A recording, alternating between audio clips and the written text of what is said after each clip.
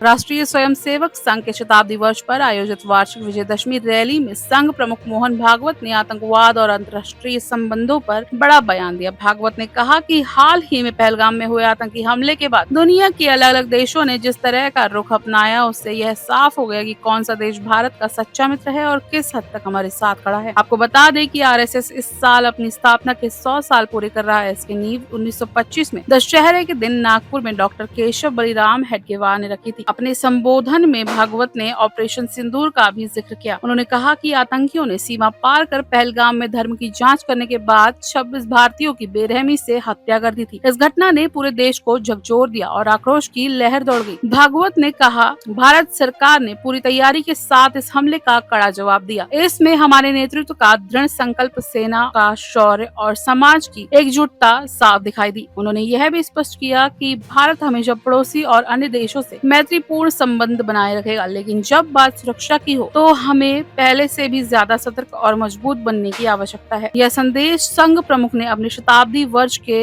इस विशेष अवसर पर दिया, जहां एक ओर आरएसएस 100 साल की यात्रा का जश्न मना रहा है, वहीं दूसरी ओर देश को सुरक्षा और एकता का मजबूत संदेश भी मिल रहा है। एक दुर्घटना पहलगाम की भी हुई, हमला हुआ सीमा पार के आतंकियों के द्वारा, 26 भारतीय नागरिकों की उनका धर्म पूछकर हत्या की। लेकिन उसके चलते सारे देश में प्रचंड दुख और क्रोध की लहर पैदा हुई। पूरी तैयारी करके सरकार ने, हमारी सेना ने उसका बहुत पुरजोर उत्तर दिया।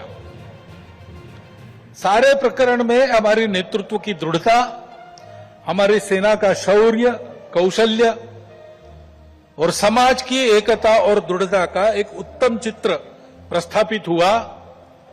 और यह भी वह घटना हमको सिखा गई कि यद्यपि हम सबके प्रति मित्रभाव रखते हैं और रखेंगे, फिर भी अपने सुरक्षा के विषय में हमको अधिकाधिक सजग रहना पड़ेगा, समर्थ बनना पड़ेगा। क्योंकि इस घटना के बाद दुनिया में विभिन्न देशों ने अपनी अपनी जो भूमिका ली, उसमें हमारी ये भी ध्यान में आया कि हमारे मित्र कौन कौन है और कहां तक है। देश के अंदर भी अशांति फैलाने वाले असंवैधानिक उग्रवादी या संविधान विरोधी कहिए उग्रवादी नक्सली आंदोलन पर शासन और प्रशासन की दृढ़ कार्रवाई भी हुई। और उनके अनुभव से, उनके विचारधारा का खोखलापन और उनकी क्रूरता का अनुभव होने के कारण समाज भी उनसे मोहभंग होकर विमुख हो गया। लेकिन उनका नियंत्रण तो हो जाएगा,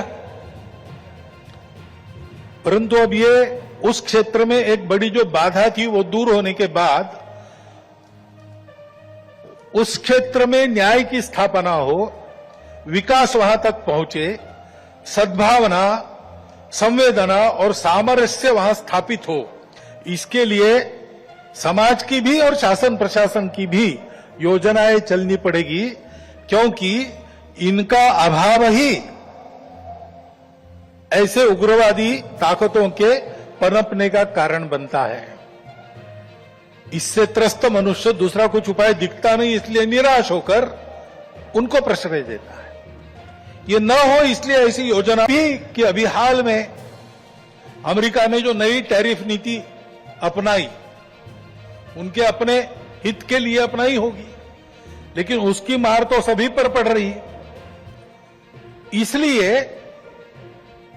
ये सारा परिदृश्य अथवा ये सारी प्रचलित पद्धति, उस पर हम निर्भर हो जाए ऐसी नहीं है। विश्व में, विश्व का जीवन परस्पर निर्भरता से ही चलता है। राष्ट्रों में आपस में सब प्रकार के संबंध होने पड़ते हैं। अकेला राष्ट्र अलगाव में, आइसोलेशन में जी नहीं सकता। परंतु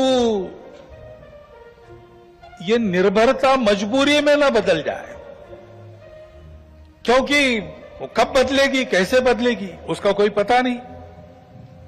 और इसलिए इस निर्भरता को मानते हुए, विश्व जीवन की एकता को मानते हुए, हमको इसको मजबूरी न बनाते हुए जीना अगर है तो स्वदेशी और स्वावलंबन का कोई परिणाम नहीं, कोई पर्याय नहीं।